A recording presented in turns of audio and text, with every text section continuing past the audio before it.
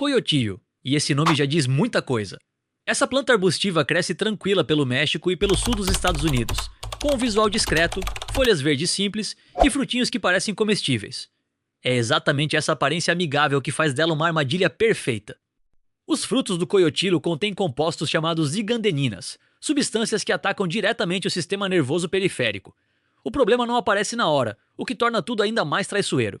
Os sintomas começam dias depois da ingestão com formigamento nas extremidades, fraqueza muscular progressiva e, nos casos mais graves, paralisia. Animais de pastagem morrem com frequência por conta dessa planta. E há registros históricos de intoxicação em humanos em comunidades rurais que confundiram os frutos com espécies comestíveis. O que impressiona é que o dano neurológico pode ser permanente mesmo em doses relativamente pequenas. E se o coiotilho já assusta pela descrição, a próxima planta assusta pela lenda que construiu ao longo de milênios. Antes de continuar, já deixa aquele likezão e segue o nosso canal verdemente. Assim você não perde nenhum vídeo e ainda ajuda o canal a crescer cada vez mais. A mandrágora vive entre a ciência e o mito há milênios. Ela crescia em regiões do Mediterrâneo e do Oriente Médio, e sua raiz tem um formato que lembra vagamente um corpo humano, o que gerou lendas absurdas durante séculos. A história mais famosa dizia que ao arrancar a mandrágora do chão, ela soltava um grito capaz de matar quem ouvisse. Obviamente isso é ficção, mas o que ela realmente faz não é muito menos assustador.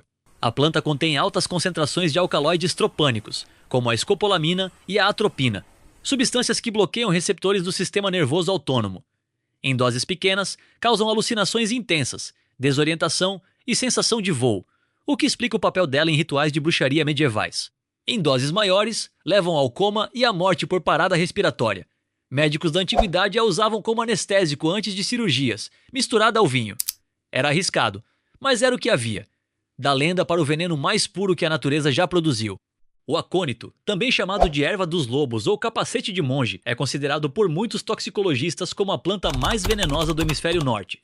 Ela cresce em regiões montanhosas da Europa e da Ásia, com flores azuis e roxas de uma beleza desconcertante. Toda a planta é tóxica, mas a raiz concentra o maior nível de aconitina, o composto responsável por seus efeitos letais. A aconitina age em questão de minutos após o contato ou ingestão.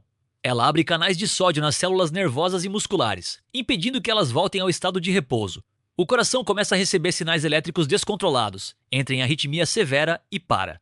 Não existe antídoto específico. O tratamento é de suporte, torce e espera. Há registros de morte por simples contato prolongado da planta com a pele, sem ingestão nenhuma. Se o acônito é o veneno mais veloz, o próximo item é o mais silencioso. O teixo é uma árvore que os europeus plantavam em cemitérios há séculos. E não era coincidência. Ele pode viver mais de 2000 anos, crescer em climas frios e tem um aspecto nobre e imponente. Quase tudo nele é tóxico. Folhas, casca, sementes, exceto a polpa vermelha do fruto, que os pássaros comem sem problema. Os compostos responsáveis são as taxinas, alcaloides que interferem na condução elétrica do coração de forma parecida com o acônito. O que diferencia o teixo é a velocidade silenciosa. Em casos de ingestão significativa, a pessoa pode simplesmente não apresentar sintomas visíveis e colapsar de repente por parada cardíaca, sem tempo para qualquer intervenção. Historicamente, ele foi usado em suicídios e assassinatos na Europa, por ser praticamente indetectável em análises antigas. E uma curiosidade que choca, um derivado do teixo, o paclitaxel, é hoje um dos quimioterápicos mais usados no mundo contra o câncer, da morte silenciosa para uma planta que flerta com o delírio e a beleza ao mesmo tempo. A belladonna, cujo nome em italiano significa literalmente mulher bonita, foi usada por mulheres da Renascença europeia para dilatar as pupilas e parecer mais atraentes. Era uma moda, um costume, e também era loucura pura.